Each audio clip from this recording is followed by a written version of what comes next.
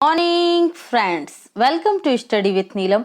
आई hope आप सभी लोग बहुत अच्छे होंगे। आज है हम 2 और 3 अक्टूबर का करंट अफेयर्स कंप्लीट करेंगे। आज वैसे है तो 3 अक्टूबर, लेकिन कल का वीडियो अपलोड नहीं हो पाया था, मेरी तबीयत ठीक नहीं थी इसलिए। तो आज हम 2 और 3 अक्टूबर दोनों का करेंगे करंट अफेयर्स कंप्लीट। सभी क्वेश्चन इंपॉर्टेंट हैं, तो वीडियो में लास्ट तक बने रहिए। और अगर आप स्टडी विथ नीलम चैनल पर पहली बार आएँ तो फटाफट से चैनल को सब्सक्राइब कर लीजिए और बेल आइकन प्रेस करना बिल्कुल ना भूलें। पीडीएफ के लिए आप official Telegram channel study with Neelam को ज्वाइन कर सकते हैं। और आज से जो आपकी पीडीएफ होगी वो आपकी वीडियो अपलोडिंग के जस्ट 1 घंटे बाद ही आपको टेलीग्राम चैनल पर प्राप्त हो जाया करेगी। ओके, तो आप टेलीग्राम चैनल ज्वाइन कर सकते हैं। सभी का लिंक आपको डिस्क्रिप्शन बॉक्स में प्राप्त हो जाएगा। वीडियो को लाइक करना, शेयर करना और सब्सक्राइब करना बिल्कुल ना भूलें। चलिए तो शुरू करते हैं आज का लेक्चर फटाफट। हाल ही में अंतर्राष्ट्रीय अहिंसा दिवस कब मनाया गया है? तो अंतर्राष्ट्रीय अहिंसा दिवस कब मनाया गया? 2 अक्टूबर को। कब मनाया गया है? 2 अक्टूबर को। ठीक है, तो देखिए यहाँ पर मैं आपको दोनों चीज क्लियर कर देती हूँ। वैसे तो आगे क्वेश्चन में है 1 अक्टूबर को क्या मनाया गया? अंतर्राष्ट्रीय वृद्ध व्यक्तियों का दिवस। ठीक है, तो ये अभी हम आगे कंप्लीट कर लेंगे। बाकी क्या मनाया गया 2 अक्टूबर को? तो 2 अक्टूबर को मनाया गया है अंतर्राष्ट्रीय अहिंसा दिवस, और ये संयुक्त राष्ट्र संघ के द्वारा मनाया जाता है। किसके जन्मदिन पर? तो ये महात्मा गांधी के जन्मदिन पर मनाया जाता है। और इनके साथ ही जो हमारे पूर्व प्रधानमंत्री रह चुके हैं, कौन? लाल बहादुर शास्त्री जी, जिन्होंने क्या नारा दिया था? जय जवान जय किसान। उनकी जयंती भी हमने 2 अक्टूबर को ही सेलिब्रेट की है। तो तीनों ही व्यक्तित्व को आप याद रखेंगे अच्छे से। ठीक है, international day of non violence कब मनाया जाता है? 2 अक्टूबर को मनाया जाता है। ओके फ्रेंड्स, चलिए तो बढ़ते हैं अगले क्वेश्चन की तरफ। एस्ट्रॉयड माइनिंग रोबोट, यह दुनिया के पहले खनन रोबोट को किस देश द्वारा अंतरिक्ष में भेजा जाएगा? तो राइट आंसर है चीन के द्वारा। कौन भेजेगा? चीन भेजेगा। और इस वर्ष के अंतिम मंथ में ही ये क्या किया जाएगा? भेजा जाएगा अंतरिक्ष में। और दुनिया का पहला ऐसा देश बन जाएगा चाइना, जो अंतरिक्ष में खनन कार्यों के लिए, जो मूल्यवान संसाधन है उनकी खोज और उनकी खनन करने के लिए किसी रोबोट को अंतरिक्ष में भेजेगा। ठीक है, एस्ट्रॉयड क्या होते हैं? इस तरीके के क्षुद्र ग्रह होते हैं, उन्हें एस्ट्रॉयड बोला जाता है। और एस्ट्रॉयड रोबोट भेजा जाएगा किसकी तरफ से? चाइना की तरफ से। ये चाइना की एक निजी कंपनी है, स्पेस कंपनी। क्या नाम है जिसका? ओरिजन। ठीक है, स्पेस ओरिजन है इस कंपनी का नाम। और यही स्पेस ओरिजन क्या भेजेगी? ये एस्ट्रॉयड माइनिंग रोबोट भेजेगी। कहां पर? अंतरिक्ष में। तो अब हम बात कर लेते हैं किसके बारे में? चाइना के बारे में। तो ये रहा मैप में लोकेशन चाइना की, और ये है हमारा प्यारा भारत। मैप थोड़ा सा ब्लर हो गया है। कैपिटल क्या है चाइना की? बीजिंग है। प्रेसिडेंट करेंसी क्या है यहाँ की? चाइना की रेनमिनबी है। विश्व की सर्वाधिक जनसंख्या वाला देश है। ठीक है, प्रेसिडेंट कौन है यहाँ के? शी जिनपिंग यहाँ के प्रेसिडेंट है। और चाइना के संविधान में संशोधन करने के बाद आजीवन प्रधानमंत्री रहेंगे, आजीवन राष्ट्रपति रहेंगे। कौन? Xi Jinping. मतलब जब उनकी इच्छा होगी तब वो छोड़ेंगे, अदरवाइज जैसे ब्रिटेन की महारानी है, जब तक वो अपना खुद का राजा प्रिंस का या राजा रानी का पद नहीं छोड़ते, वो आजीवन मृत्यु तक बने रहते हैं। ठीक है, जैसे एलिजाबेथ सेकंड है अभी भी ब्रिटेन की महारानी, इसी तरीके से इन्होंने अपने संविधान में क्या कर लिया? संशोधन कर लिया है। मैकमोहन लाइन ये किन देशों के मध्य? ये है भारत और चाइना के मध्य। ठीक है, हालांकि इस लाइन को लेकर विवाद है। ठीक है, कुछ क्षेत्रों में चाइना ऐसे नहीं मानता है। एशियाई इंफ्रास्ट्रक्चर इन्वेस्टमेंट बैंक का हेडक्वार्टर भी आपको कहाँ मिलेगा? तो ये चाइना में मिलेगा। सर्वाधिक देशों से सीमा लगाने वाला विश्व का कौन सा देश है? तो ये है चाइना, जिसकी सीमा क्या है? सबसे ज्यादा देशों से लगती है। ठीक है, तो ये भी आप याद रखेंगे। चाइना से जुड़े कुछ इंपॉर्टेंट फैक्ट हैं। चीन ने मंगल ग्रह पर अपना स्वतंत्र मिशन तिएनवियन फर्स्ट को लॉन्च किया है, याद रखिएगा, इंपॉर्टेंट है। UNO global e waste monitoring report जो 2020 में जारी की गई है, उसमें टॉप पर कौन सा देश रहा है? तो ये रहा है चाइना। ठीक है, जहां पर किस देश में? जहां से सर्वाधिक ई वेस्ट, जो मोबाइल है, इलेक्ट्रॉनिक सामान है, ठीक है, वो सबसे ज्यादा निकलता है वेस्ट के रूप में। तो कहाँ? चाइना में। चाइना आर्म्स ट्रेड ट्रीटी में शामिल होगा। ठीक है, इस संधि में शामिल होगा। सशस्त्र हथियार जो संधि है उसमें। लॉन्ग मार्च 5 रॉकेट को चाइना द्वारा लॉन्च किया गया है। 2022 के एशियन पैरा गेम्स जिसका शुभंकर क्या है या मस्कट क्या है, फेई फेई, कहाँ होंगे, तो ये चाइना में होंगे। तीसरे यूथ गेम्स 2021 में संटाओ चाइना में होंगे। 19वें एशियन गेम्स 2022 में हांगझाऊ चाइना में होंगे और इसका मस्कट क्या है, स्मार्ट ट्रिपलेट, ठीक है, ये याद रखिएगा। बीजिंग में 2022 में विंटर ओलंपिक होंगे, ठीक है। तो ये सारे इंपॉर्टेंट पॉइंट हैं और अपकमिंग जितनी भी गेम्स होने वाले हैं उन्हें आप अच्छे से याद रखेंगे। बढ़ते हैं नेक्स्ट क्वेश्चन की तरफ। हाल ही में किसे सत्तावादी हिंदू राष्ट्रवाद के उदय पर दृढ़ रिपोर्टिंग के लिए सम्मानित किया जाएगा, तो राइट आंसर होगा राणा अय्यूब, ठीक है। ये राणा अय्यूब पत्रकार हैं और इन्हें क्या किया जा रहा है, जो मतलब सत्तावादी हिंदू राष्ट्रवाद, ठीक है, इस पर इन्होंने रिपोर्टिंग की है। इसके लिए इन्हें यूएसए का एक एनजीओ है, ठीक है, नॉन प्रॉफिट ऑर्गेनाइजेशन, एनजीओ, क्या नाम है उस एनजीओ का, तो उसका नाम है मुस्लिम पब्लिक ऑफिस काउंसलिंग, ठीक है, सॉरी, मुस्लिम पब्लिक अफेयर्स काउंसलिंग। तो ये मुस्लिम पब्लिक अफेयर्स काउंसलिंग है, ये राणा अय्यूब को क्या करेगी, सम्मानित करेगी, ठीक है। तो आप इन्हें याद रखिएगा और इन्हें 2020 के फरवरी 2020 में इनकी पत्रकारिता के लिए ही इन्हें अवार्ड मिल चुका है, मैकगिल पुरस्कार, ठीक है। तो वो भी आप याद रखेंगे, कौन सा मिला है, मैकगिल पुरस्कार मिल चुका है इनकी पत्रकारिता के लिए। ओके, अदर ऑप्शन को देख लेते हैं हम। इकबाल सिंह चहल ये ग्रेटर मुंबई के नगर निगम के आयुक्त हैं, ठीक है, और इन्हें क्रूसेड कोविड-19 2020 का पुरस्कार पाने वाले पहले भारतीय प्रशासनिक सेवा के अधिकारी बने हैं। और राणा सफवी इन्हें यामिन हजारिका पुरस्कार 2020 से सम्मानित किया गया है, ठीक है। असम की हैं ये कौन, राणा सफवी, लेखक हैं। ये श्रेया नहीं होगा, फ्रेया होगा, फ्रेया ठकराल, ये इन्हें 2020 के डायना पुरस्कार से सम्मानित किया गया है, ठीक है। इन्होंने कचरे की एक व्यवस्था की थी ताकि जो लोग नौकरी वगैरह पर जाते हैं, जॉब सीख करें, उनको कचरा किस तरीके से अपना कचरा डिब्बे तक पहुंचाना है, ठीक है, इसके लिए। तो ये सारे पॉइंट इंपॉर्टेंट है, याद रखिएगा। हाल ही में निम्न में से किस देश के क्राउन प्रिंस शेख नवाब अल सबाब नए शासक या अमीर बन गए हैं, तो राइट आंसर होगा कुवैत के। कहाँ के बन गए नए शासक, कुवैत के बन गए हैं, ठीक है। तो इन्हें आप याद रखेंगे। और अब हम बात कर लेते हैं कुवैत की। तो कुवैत की कैपिटल क्या है, ये देखिए यहाँ पर ये छोटा सा देश दिख रहा है आपको, ये क्या है, कुवैत है, ठीक है, यहाँ पर। तो कुवैत की कैपिटल क्या है, कुवैत सिटी। करेंसी क्या है, कुवैती दिनार, क्या है, कुवैती दिनार, ठीक है।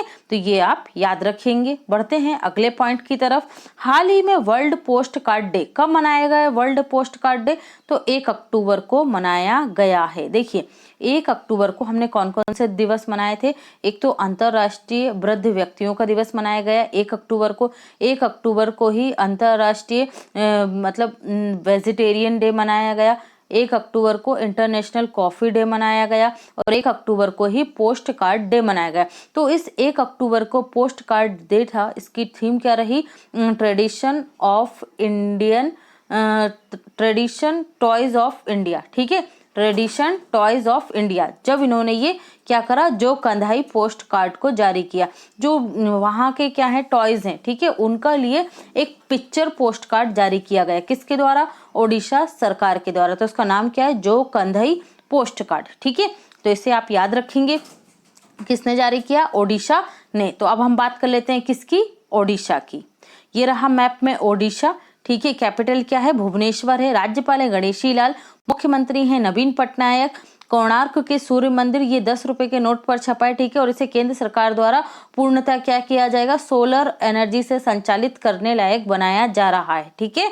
और इसे ही क्या कहा जाता है, कोणार्क के सूर्य मंदिर को ब्लैक पेगोडा भी कहा जाता है। आपसे एग्जाम में ब्लैक पेगोडा टेम्पल पूछा जाएगा तो भी आपको क्या लगाना है, ये ओडिशा के कोणार्क मंदिर का ही लगाना है, ठीक है, एक ही नाम है। सबसे लंबा बांध जो है हीराकुंड बांध है, वो किस नदी पर है, तो ये महानदी पर है। बारामती स्टेडियम ये कटक ओडिशा में है। राष्ट्रीय चावल अनुसंधान केंद्र कटक ओडिशा में है। कलिंगा स्टेडियम ये भी ओडिशा में मिलेगा आपको। झारसुगड़ा हवाई अड्डा, जिसका नाम अभी क्या कर दिया गया है, वीर सुरेंद्र हवाई अड्डा कर दिया गया है। और यहाँ पर जो आपको लोकेशन में दिख रही है छोटी सी, कौन सी झील है, चिल्का झील है। ठीक है, तो इसे भी आप याद रखेंगे। नेक्स्ट पॉइंट हम देख लेते हैं ओडिशा से। जो सीजे बने, चीफ जस्टिस ऑफ ओडिशा, ये कौन बने, मोहम्मद रफीक बने। कौन बने, मोहम्मद रफीक। अमृत योजना रैंकिंग जारी की गई थी, इसमें शीर्ष पर देश में कौन सा राज्य रहा, ओडिशा। सुनामी, यूनेस्को ने सुनामी तैयारी लागू करने में 2 जिले वेंकट रायपुर गांव और नूलिया शाही गांव को शीर्ष स्थान पर रखा है। ठीक है, ट्रांसजेंडरों को पेंशन देने वाला देश का पहला राज्य कौन सा है, मधु बाबू पेंशन योजना के तहत ओडिशा है। सरकारी भूमि की सुरक्षा के लिए स्पेस टेक्नोलॉजी और आर्टिफिशियल इंटेलिजेंस का तकनीक का उपयोग करने वाला पहला राज्य ओडिशा है। हरित आवरण वृद्धि के लिए सबुजा ओडिशा योजना लॉन्च की ओडिशा सरकार ने। जनजातीय हॉस्टल के लिए ISO प्रमाण पत्र प्राप्त करने वाला पहला राज्य ओडिशा है। वंदे उत्कल जननी को राजकीय सॉन्ग के लेखक कौन है, के लक्ष्मीकांत महापात्रा। तो इसे राजकीय सॉन्ग घोषित किया गया है। किसानों को कॉन्ट्रैक्ट फार्मिंग की सुविधा किसने दी है, ओडिशा सरकार के द्वारा दी गई है। भूमिहीन किसानों के लिए बलराम ऋण योजना लॉन्च की गई थी। भारत पेट्रोलियम ओडिशा के बोलनगिर जिले में LPG बॉटलिंग प्लांट स्थापित करेगा। तो ये सारे इंपॉर्टेंट पॉइंट है, आप इन्हें याद रखें। और एक और चीज याद रखें, ओडिशा बाय रोड। ठीक है, अभी हाल ही में हमने पढ़ा था, तो ये प्रोग्राम लॉन्च किया गया है ओडिशा के पर्यटन विभाग द्वारा पर्यटकों को आकर्षित करने के लिए। ओके, चलिए बढ़ते हैं अगले क्वेश्चन की तरफ। हाल ही में हरियाणा के मुख्य सचिव निम्न में से किन्हें नियुक्त किया गया है, तो हरियाणा के नए मुख्य सचिव बन गए हैं विजय वर्धन। ठीक है, कौन बन गए, विजय वर्धन बन गए हरियाणा के मुख्य सचिव। अदर ऑप्शंस को देख लेते हैं हम। नीतू डेविड, ये क्या बनी है, तो ये BCCI राष्ट्रीय महिला क्रिकेटर चयन समिति की अध्यक्ष बन गई। कौन, नीतू डेविड। कहाँ से है ये, कानपुर से। विनी महाजन, ये पंजाब की पहली महिला मुख्य सचिव बनी है। और अल्पन बंदोपाध्याय, ये पश्चिम बंगाल के मुख्य सचिव बने हैं। ओके, तो ये सारे पॉइंट आप याद रखेंगे। बढ़ते हैं अगले क्वेश्चन की तरफ। हाल ही में श्रम व रोजगार मंत्रालय में नए सचिव के रूप में निम्न में से किन्हें नियुक्त किया गया है, तो श्रम और रोजगार मंत्रालय के मंत्री कौन है, संतोष गंगवार है। कौन है, संतोष गंगवार है। ठीक है, तो नए सचिव बन गए हैं कौन, अपूर्व चंद्रा। कौन बन गए हैं, अपूर्व चंद्रा नए सचिव बन गए हैं। तो इन्हें आप याद रखेंगे, श्रम व रोजगार मंत्रालय के नए सचिव को। PD वाघेला, ये क्या बने हैं, telecom regulatory authority of India. ठीक है, ट्राई के अध्यक्ष बने हैं PD वाघेला। नवतेज बल, ये क्या बने हैं, माइक्रोसॉफ्ट इंडिया के एग्जीक्यूटिव डायरेक्टर बने हैं। और Anil Jain all India tennis federation के अध्यक्ष बने। तो ये सारे पॉइंट आप यहाँ से याद रखेंगे। बढ़ते हैं अगले क्वेश्चन की तरफ। निम्न में से किस रेलवे जोन द्वारा ऑपरेशन मेरी सहेली को प्रारंभ किया गया है, तो राइट आंसर होगा दक्षिण पूर्व रेलवे के द्वारा। इसका हेडक्वार्टर कहाँ पर है, दक्षिण पूर्व रेलवे का, तो ये हेडक्वार्टर मिलेगा आपको कोलकाता में। क्या है ये मेरी सहेली जो अभियान है, तो ये ऑपरेशन है कि रेलवे स्टेशन पर क्या होगा, यहाँ पर दक्षिण पूर्व मध्य रेलवे के जो स्टेशन है वहां पर, यहाँ जिस स्थान से क्या होगी ट्रेन चलेगी, उस स्थान पर SI जो रहेगा पुलिस का, ठीक है, वो SI महिला रहेगी। और वो महिलाओं को ट्रेन में यात्रा करते समय क्या क्या सुरक्षा और क्या क्या सावधानियां उसे अपनानी चाहिए उनके बारे में जानकारी देगी। और एक हेल्पलाइन नंबर जो खुद SI का होगा वो भी प्रोवाइड करेगी कि उनके साथ ट्रेन में किसी तरीके की चोरी या कोई भी ऐसी घटना घटित ना हो। ठीक है, तो इसको ध्यान में रखते हुए ये प्रोग्राम किसने प्रारंभ किया है, दक्षिण पूर्व मध्य रेलवे के द्वारा प्रारंभ किया गया है।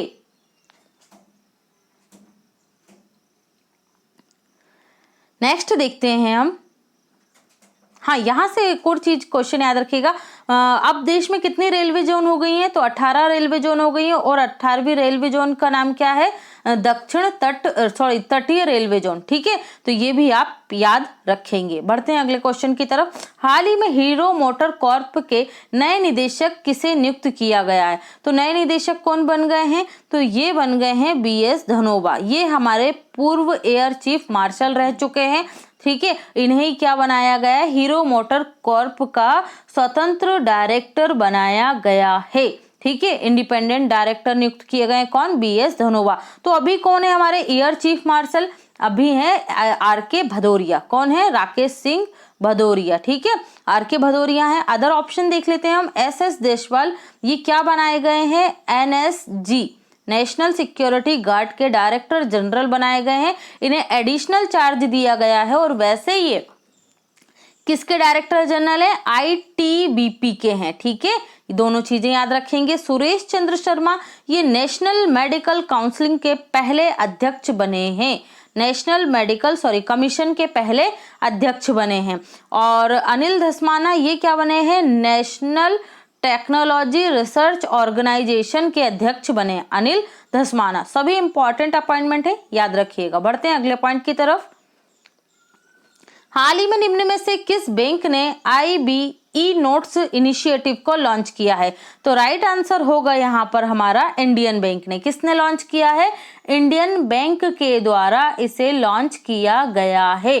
तो ये क्या काम करेगा? IB जो नोट है ये पेपरलेस वर्क करेगा, ठीक है, मतलब क्या होगा? पूरा काम ऑनलाइन किया जाएगा, ठीक है, इसे याद रखेंगे। पेपरलेस वर्क को प्रोत्साहित करेगा, इंडियन बैंक के द्वारा लॉन्च किया गया, मतलब इसे आप एक ग्रीन इनिशिएटिव बोल सकते हैं। क्या बोल सकते हैं? ग्रीन इनिशिएटिव कह सकते हैं। तो किसने लॉन्च किया है? इंडियन बैंक ने। इंडियन बैंक की स्थापना कब हुई थी? 1907 में। कब हुई थी? 1907 में। हेडक्वार्टर आपको मिलेगा इसका चेन्नई में। और वर्तमान में इसके MD CEO कौन है? तो MD CEO है पद्मना चेंद्रू। ओके, तो ये सब इंपॉर्टेंट पॉइंट आप यहां से याद रखेंगे। बढ़ते हैं अगले क्वेश्चन की तरफ। हाल ही में कंबोडिया में भारतीय राजदूत के रूप में निम्न में से किसे नियुक्त किया गया है? तो कंबोडिया में भारतीय राजदूत बन गई हैं देवयानी उत्तम खोबरा गड़े, ठीक है, ये बनी है कहां पर? कंबोडिया में, भारत की नई राजदूत। और रवीश कुमार भारत के नए राजदूत कहां पर है? भारत के राजदूत के फिनलैंड में। ओके, राजकुमार श्रीवास्तव क्रोएशिया में भारत के राजदूत हैं। और विक्रम दुरईस्वामी बांग्लादेश में भारत के राजदूत हैं। तो हम बात कर लेते हैं कंबोडिया की। ये रही कंबोडिया की लोकेशन, ये है हमारा प्यारा भारत। और भारत से अगर आप पूर्व में जाएंगे तो आपको मिलेगा कंबोडिया, ठीक है। और कैपिटल क्या है? फ्योन पैन इसकी कैपिटल है। पड़ोसी हैं इसके वियतनाम, ओके, और थाईलैंड, यहाँ से ये थाईलैंड है और ये लाओस है। किसके हैं? कंबोडिया के, ठीक है। करेंसी क्या है? रियल है। क्या है? रियल है, ठीक है। तो ये भी आप याद रखेंगे। हाल ही में अंतर्राष्ट्रीय वृद्ध व्यक्तियों का दिवस कब मनाया गया? तो अभी मैंने आपको बताया वृद्ध व्यक्तियों का दिवस कब मनाया गया? 1 अक्टूबर को। और 1 अक्टूबर को क्या क्या मनाया गया? वेजिटेरियन डे मनाया गया, वर्ल्ड कॉफी डे मनाया गया और इंटरनेशनल पोस्ट कार्ड डे भी मनाया गया। चारों को याद रखेंगे। 2 अक्टूबर को हमने क्या क्या मनाया? तो गांधी जयंती मनाई। 2 अक्टूबर को अंतर्राष्ट्रीय अहिंसा दिवस मनाया और 2 अक्टूबर को ही लाल बहादुर शास्त्री जी की जयंती भी मनाई है। तो जो वृद्ध व्यक्तियों का अंतर्राष्ट्रीय दिवस है, इसकी थीम क्या रही? तो इसकी थीम रही pandemic do they change how we address age and ageing. Okay, important theme है, याद रखेंगे। किस बैंक ने BSE बॉम्बे स्टॉक एक्सचेंज के साथ छोटी कंपनियों को सशक्त बनाने के लिए समझौता किया है? तो राइट आंसर होगा यश बैंक के द्वारा। जो मध्यम या छोटी कंपनियां हैं उन्हें लोन प्रोवाइड करने के लिए और शेयर मार्केट में उन्हें लिस्टेड कराने संबंधी बहुत सारे सुविधाओं के साथ ये समझौता हुआ है। किस किस के मध्य? BSE और यश बैंक के मध्य, ठीक है, बॉम्बे स्टॉक एक्सचेंज के मध्य। तो ये आप याद रखेंगे। यहाँ हम देख लेते हैं यश बैंक के बारे में। तो स्थापना कब हुई? 2004 में। मुख्यालय आपको मिलेगा मुंबई में। CEO है वर्तमान में प्रशांत कुमार। और युवा पे नामक डिजिटल वॉलेट किसने लॉन्च किया है? तो यश बैंक के द्वारा लॉन्च किया गया था। ओके, ये भी आप याद रखेंगे। नेक्स्ट देखते हैं, हाल ही में जारी नेशनल क्राइम रिकॉर्ड ब्यूरो के आंकड़ों के अनुसार 2018-19 के महिलाओं के खिलाफ अपराधों में कितने प्रतिशत की वृद्धि दर्ज हुई है? राइट आंसर होगा 7.3% की वृद्धि दर्ज हुई है। और 7.3% अपराध में वृद्धि ST के भी साथ जो अपराध होते हैं उसमें भी हुई है, ठीक है। और सर्वाधिक वृद्धि हुई है उत्तर प्रदेश में। तो ये भी आप याद रखेंगे क्योंकि अभी बहुत ज्यादा चल रहा है। तो आप लोगों को ये थोड़ा छोटा मोटा डाटा याद होना चाहिए। कहीं आप पढ़ते हैं ठीक है। तो क्या होता है, कभी कभी आपको कोई टॉपिक नहीं समझ में आ रहा है, तो इस कंडीशन में ये इन्फॉर्मेशन आपके लिए बहुत हेल्पफुल होती है। और एग्जाम पॉइंट ऑफ व्यू से जब वातावरण ऐसा हो रहा है देश का, तो इस तरीके के क्वेश्चन इंपॉर्टेंट हो जाते हैं, तो ये याद रखना है आपको। ओके, बढ़ते हैं अगले क्वेश्चन की तरफ।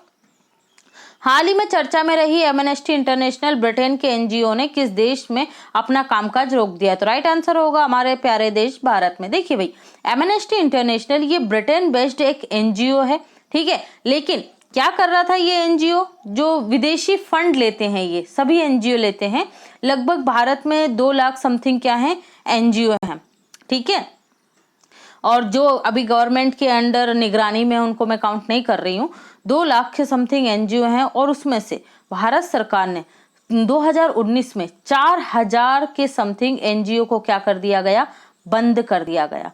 और दिल्ली दंगों के टाइम पे जो ये एमनेस्टी इंटरनेशनल है, इसके द्वारा क्या लिया गया? विदेशी फंड भी लिया गया, और इसने देश के बारे में नेगेटिव रिपोर्टिंग करी, उस घटना को गलत रूप में प्रस्तुत किया। और जो ये फॉरेन क्या लेते हैं, फंड लेते हैं, तो उसके बारे में भी इन्होंने क्या किया? जो सरकार को जो नियम होते हैं लेने के, उनको इन्होंने तोड़ा है। किसने? एमनेस्टी इंटरनेशनल ने। क्या बोलते हैं उसे? फॉरेन फंडिंग लॉस, ठीक है।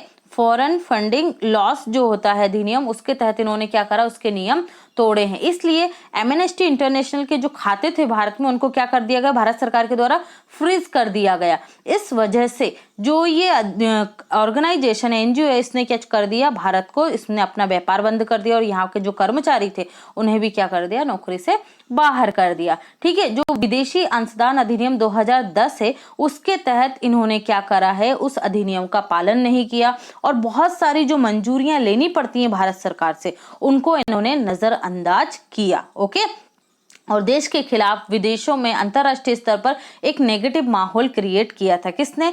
एमनेस्टी इंटरनेशनल ने। क्योंकि दिल्ली दंगों के टाइम पे इनकी जो रिपोर्ट आई थी वो इतनी नेगेटिव थी कि उस रिपोर्ट को बेस बनाकर ही पाकिस्तान ने भारत के खिलाफ यूएनओ में और वहां की संसद में गलत बयानबाजी करी थी, ठीक है। तो ये इस वजह से भारत सरकार ने इसे बंद कर दिया, ठीक है। तो ये आप याद रखेंगे किस देश का एनजीओ है? ब्रिटेन का। तो हेडक्वार्टर कहाँ है इसका? हेडक्वार्टर है इसका लंदन में, ठीक है। और इसके जो महासचिव है वो कौन है? कुमी नायडू। कौन है? कुमी नायडू इसके महासचिव हैं। ओके, तो ये सारे पॉइंट आप एमनेस्टी इंटरनेशनल से याद रखेंगे। बढ़ते हैं अगले क्वेश्चन की तरफ। हाल ही में बेल्जियम के नए प्रधानमंत्री निम्न में से कौन बन गए हैं? तो राइट आंसर होगा, बेल्जियम के प्रधानमंत्री बन गए Alexander day crow. Alexander day crow नए प्रधानमंत्री बन गए हैं। कहाँ के? तो ये बन गए हैं आपके बेल्जियम के। ओके, तो ये इन्हें आप याद रखेंगे। हिचेम मिचिची कहाँ के बने हैं? तो हिचेम मिचिची ट्यूनीशिया के नए प्रधानमंत्री बने हैं। माइकल मार्टिन जो हैं ये आयरलैंड के नए प्रधानमंत्री बने हैं। और गुडनी जोहानसन जो हैं ये आइसलैंड के राष्ट्रपति बने हैं। तो ये सारे पॉइंट आप यहाँ से याद रखेंगे। तो बेल्जियम को देख लेते हैं हम मैप में। ये रहा छोटा सा जो आपको व्हाइट कलर में दिखाई दे रहा है, क्या? बेल्जियम। कैपिटल क्या है? ब्रुसेल्स है। और ब्रुसेल्स में किसका हेडक्वार्टर मिलेगा आपको? यूरोपीय यूनियन का, ठीक है। किसका? यूरोपीय यूनियन का हेडक्वार्टर आपको ब्रुसेल्स में मिलेगा। नाटो का नॉन अलायंस ट्रीटी जो है उसका भी हेडक्वार्टर आपको कहाँ मिलेगा? ब्रुसेल्स में ही मिलेगा। तो दोनों को याद रखेंगे आप। यहाँ के पीएम कौन बन गए? अलेक्जेंडर डे क्रू बन गए हैं, ठीक है। यहाँ से एक मोस्ट इंपॉर्टेंट क्वेश्चन है जो मैंने आपको बताया था, क्या? बेल्जियम की पहली महिला प्रधानमंत्री कौन बनी थी? सोफी विल्म बनी थी। कौन बनी थी? सोफी विल्म। और इन्होंने क्या करा? अभी इनका कार्यकाल पूरा हो गया, तो नए प्रधानमंत्री कौन बन गए? अलेक्जेंडर डे क्रू बन गए हैं। तो इसे भी आप याद रखेंगे। और अब आपके लिए यहाँ से एक इंपॉर्टेंट क्वेश्चन है कि बेल्जियम ग्रैंड प्रिक्स जो हाल ही में हुई है उसके विजेता कौन बने? मैंने आपको सारी ग्रैंड प्रिक्स बताई हैं, और मैं आपसे उम्मीद करती हूँ जो सिंसियरली वीडियो को फॉलो कर रहे हैं रेगुलर, वो इसका आंसर जरूर करें। ओके, आप लोग समझ गए मैं किन स्टूडेंट से एक्सपेक्टेशन रख रही हूँ कि आप लोग आंसर देंगे, ठीक है। चलिए, हाल ही में T20 अंतर्राष्ट्रीय मैच में महेंद्र सिंह धोनी का विकेट कीपिंग का रिकॉर्ड निम्न में से किसने तोड़ दिया है? तो किसने तोड़ा है T20 अंतर्राष्ट्रीय मैचों में? ये हैं एलिसा हेली। किसने तोड़ा है? एलिसा हेली ने तोड़ा है महेंद्र सिंह धोनी का अंतर्राष्ट्रीय किसमें? विकेट कीपिंग में, ठीक है। विकेट कीपर है धोनी, तो इनका रिकॉर्ड तोड़ा है किसने? एलिसा हेली ने। जो महेंद्र सिंह धोनी का रिकॉर्ड है वो कितना है, 98 मैचेस में 91 विकेट लिए हैं इन्होंने, 98 मैचेस में 91 विकेट लिए हैं। और जो एलिसा हेली हैं इन्होंने क्या करा है, 114 मैचेस में कितना, 92 विकेट लिए हैं, 114 मैचेस में 92 विकेट लिए हैं। तो ये किसने तोड़ दिया है, एलिसा हेली ने तोड़ा है किसका रिकॉर्ड, तो ये तोड़ा है MS धोनी का। ओके, चलिए अगला पॉइंट देखते हैं हम। निम्न में से किसे बंगाल पियरलेस के ब्रांड एम्बेसडर बनाया गया है, तो राइट आंसर होगा यहाँ पर हमारा किसे, सौरभ गांगुली को। ठीक है, सौरभ गांगुली बने हैं, एक कंस्ट्रक्शन कंपनी है बंगाल पियरलेस। ठीक है, इसके ब्रांड एम्बेसडर बनाए गए हैं कौन, सौरभ गांगुली। और ये टोक्यो ओलंपिक 2021 के भी गुडविल एम्बेसडर बनाए गए हैं, जो कहाँ होंगे, टोक्यो जापान में होंगे। ठीक है, सोनू सूद ये किसके ब्रांड एम्बेसडर बने, ये एसर के ब्रांड एम्बेसडर बने और इन्हें UNO का ह्यूमैनिटेरियन एक्शन अवार्ड 2020 से सम्मानित किया गया है। किसे, सोनू सूद को। आमिर खान किसके ब्रांड एम्बेसडर बने, तो ये सिएट के ब्रांड एम्बेसडर बने हैं और साथ ही ये ब्रांड एम्बेसडर बने हैं वेदांतु के। ओके, शेन वॉर्न ये बने हैं राजस्थान रॉयल्स के ब्रांड एम्बेसडर। तो सभी ब्रांड एम्बेसडरों को आप अच्छे से याद रखेंगे। बढ़ते हैं अगले क्वेश्चन की तरफ। हाल ही में SFMS पर डॉक्यूमेंट एम्बेडिंग फैसिलिटी की नई सुविधा देने वाला देश का पहला बैंक कौन सा बन गया है, तो राइट आंसर होगा IDBI फर्स्ट बैंक बन गया है। इसमें क्या होगा, जो IDBI फर्स्ट बैंक है उसके द्वारा स्ट्रक्चरल फाइनेंशियल मैसेजिंग सिस्टम, इसे क्या बोलते हैं, FSM को, स्ट्रक्चरल फाइनेंसिंग मैसेजिंग सिस्टम के द्वारा बैंक गारंटियों को संदेशों के साथ डॉक्यूमेंट किया जाएगा। ठीक है, तो ये आप याद रखेंगे किसने किया है लॉन्च, IDBI बैंक के द्वारा इसे लॉन्च किया गया है, IDBI। ठीक है, IDBI बैंक के बारे में देख लेते हैं। इसका हेडक्वार्टर आपको कहाँ मिलेगा, मुंबई में मिलेगा। MD CEO कौन है वर्तमान में, तो ये है राकेश शर्मा। कौन है, राकेश शर्मा है यहाँ के MD CEO। अब हम सॉल्व करते हैं point two point section. World Elder abuse day, देखिए वर्ल्ड हमने अभी पढ़ा वर्ल्ड एल्डर डे, तो ये कब मनाया गया, 1 अक्टूबर को। तो world Elder abuse awareness day, जो बुजुर्गों के साथ बुरा व्यवहार होता है वो दिवस कब मनाया जाता है, उसके निषेध का दिवस, तो ये मनाया जाता है 15 जून को। कब मनाया जाता है, 15 जून को, याद रखेंगे। ड्वेन ब्रावो ये वेस्ट इंडीज के क्रिकेटर हैं। ठीक है, कौन, ड्वेन ब्रावो।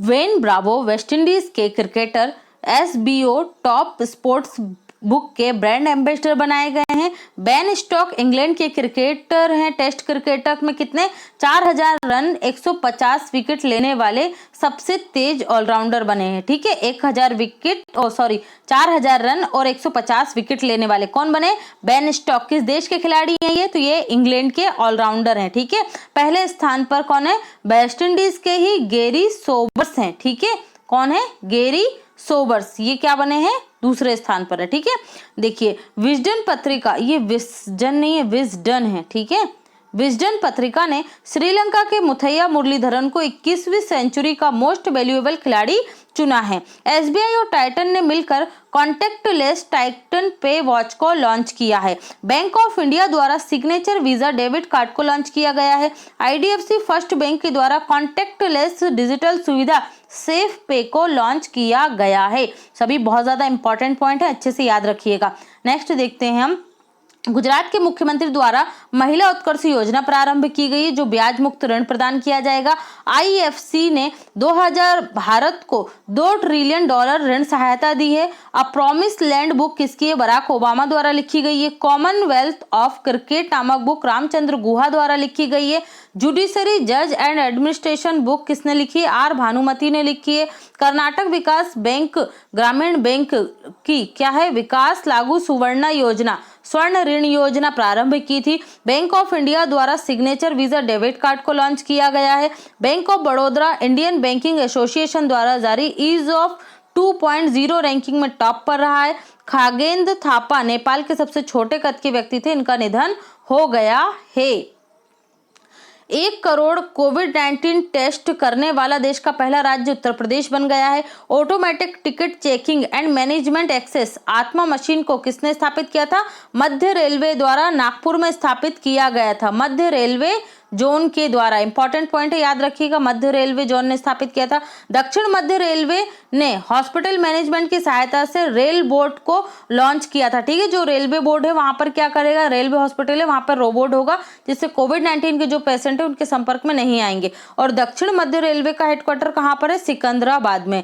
दक्षिण पूर्व मध्य रेलवे का हेडक्वार्टर कहां पर है? बिलासपुर में है। ठीक है, रेलवे जोन की संख्या कितनी है? 18, और 18वां रेलवे जोन कौन सा है? दक्षिण तट रेलवे है। ठीक है, इंपॉर्टेंट पॉइंट है, याद रखेंगे। इंडसइंड बैंक मोबाइल पर करंट अकाउंट की फैसिलिटी देने वाला देश का पहला बैंक है। कौन सा bank? IndusInd bank. Karnataka bank MSME KBL micro finance सुविधा प्रारंभ करने वाला पहला बैंक, मतलब इसने ये सुविधा प्रारंभ की है। ओके, माइक्रो फाइनेंस करना। श्याम श्रीनिवासन को फेडरल बैंक का पुनः क्या बनाया गया है? MD CEO बनाया गया है। ओडिशा बाय रोड अभियान ओडिशा पर्यटन विभाग के द्वारा लॉन्च किया गया। डॉक्टर नीना मल्होत्रा इटली में भारतीय राजदूत नियुक्त की गई है। कहाँ बनी है नीना मल्होत्रा? इटली में बनी है भारतीय राजदूत। हाल ही में जारी फीफा रैंकिंग 2020 में भारत का स्थान कौन सा रहा? 109।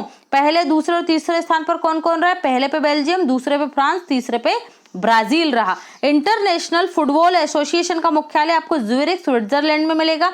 स्थापना हुई थी 1904 में और वर्तमान में अध्यक्ष है ज्ञानी इन्फेनिटो। फीफा परिषद के सदस्य बनने वाले पहले भारतीय कौन बने? प्रफुल्ल पटेल बने हैं। FIFA under 20 mains world cup 2021 में कहां होगा? इंडोनेशिया में होगा। फीफा अंडर 17 2021 में महिलाओं का भारत में होगा और पुरुषों का जो अंडर 17 वर्ल्ड कप है वो होगा आपके पेरू की कैपिटल लीमा में। संजीवनी एप्लीकेशन, इंद्रवज्र एप्लीकेशन, ये सभी कहां पर किसने लॉन्च किए? बिहार सरकार के द्वारा। खगड़िया जिला गरीब कल्याण योजना प्रारंभ की गई थी, किसने? प्रधानमंत्री नरेंद्र मोदी ने। Vikramshila Gangetic dolphin wild life sanctuary कहाँ मिलेगी आपको? तो ये बिहार में मिलेगी। और बिहार दिवस कब मनाते हैं? 22 मार्च को। और 22 मार्च को ही क्या मनाते हैं? विश्व जल दिवस मनाया जाता है। वाल्मीकि नेशनल पार्क बिहार में मिलेगा। रायगिर वाइल्ड लाइफ सेंचुरी बिहार में मिलेगी। कैमूर वाइल्ड लाइफ सेंचुरी भी बिहार में मिलेगी।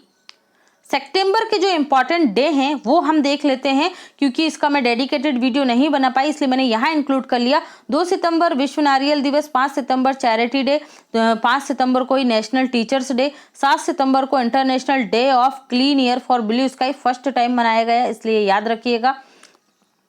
8 सितंबर इंटरनेशनल लिटरेसी डे। थीम क्या रही? Literacy teaching and learning in the covid crisis and beyond. Theme क्या रही? इसकी थीम थी। और 10 सितंबर को फिर हमने मनाया वर्ल्ड सुसाइड प्रिवेंशन डे। इसकी थीम रही working together to prevent suicide. 12 सितंबर को मनाया गया विश्व प्राथमिक उपचार दिवस और 12 सितंबर को ही मनाया गया अंतर्राष्ट्रीय दक्षिण सहयोग दिवस। कौन मनाता है? UNO। 14 सितंबर को नेशनल या राष्ट्रीय हिंदी दिवस मनाया गया। 15 सितंबर को नेशनल डेमोक्रेसी डे। 16 सितंबर को इंटरनेशनल ओजोन डे। थीम क्या रही ओजोन की? Ozone for life. 17 सितंबर को मनाया गया वर्ल्ड पेशेंट सेफ्टी डे और इसकी थीम रही health worker safety a priority for a patient. ठीक है, पेशेंट सेफ्टी। 18 सितंबर को मनाया गया वर्ल्ड बेम्बू डे, विश्व बांस दिवस और इसकी थीम रही बेम्बो नाउ। 18 सितंबर को ही अंतरराष्ट्रीय इक्वल पे डे, ये अंतरराष्ट्रीय समान वेतन दिवस। 18 सितंबर को world water monitoring day. Theme क्या रही? Solve water. ओके, इंपॉर्टेंट है, याद रखिएगा। 19 सितंबर को इंटरनेशनल रेड पांडा डे और international coastal clean up day. ठीक है, भारत सरकार द्वारा 8 क्या किए गए तटों को क्या किया गया? ब्लू फ्लैग के लिए अप्लाई किया गया है कि हमारे जो 8 तट हैं इन्हें क्लीन जो तट है उसका दर्जा प्राप्त हो। ठीक है, डेनमार्क के पास है ये ऑफिस जहां से ये मिलता है। 21 सितंबर को वर्ल्ड अल्जाइमर डे। थीम रही लेट्स टॉक अबाउट डायमेंशिया। 21 सितंबर को वर्ल्ड पीस डे। थीम रही achieving a trash free coastal line peace. ठीक है, कोस्टल पीस। 22 सितंबर को world rhino day, world rose day. 23 सितंबर को international day of sign language. Theme रही sign language are for everyone. फिर 24 सितंबर वर्ल्ड मैरीटाइम डे, इसकी थीम रही sustainable shipping for sustainable planet. 25 सितंबर को वर्ल्ड फार्मासिस्ट डे। थीम रही ट्रांसफॉर्मिंग ग्लोबल हेल्थ 25 सितंबर को अंत्योदय दिवस, दीनदयाल उपाध्याय जी का जन्म दिवस। 26 सितंबर को world environmental health day, theme रही इसकी एनवायरमेंट हेल्थ अ की public health intervention in disease pandemic prevention. 27 सितंबर को वर्ल्ड टूरिज्म डे, थीम रही टूरिज्म एंड रूरल डेवलपमेंट। 28 सितंबर को वर्ल्ड रेबीज डे, थीम क्या रही and rabies collaboration vaccinate. Okay, 29 सितंबर को मनाया गया वर्ल्ड हार्ट डे, थीम क्या रही use heart to beat cardiovascular disease. 29 सितंबर को international day for food loss and waste reduction. ठीक है, इसकी थीम क्या रही, थीम रही इसकी stop food loss waste for the people for the planet.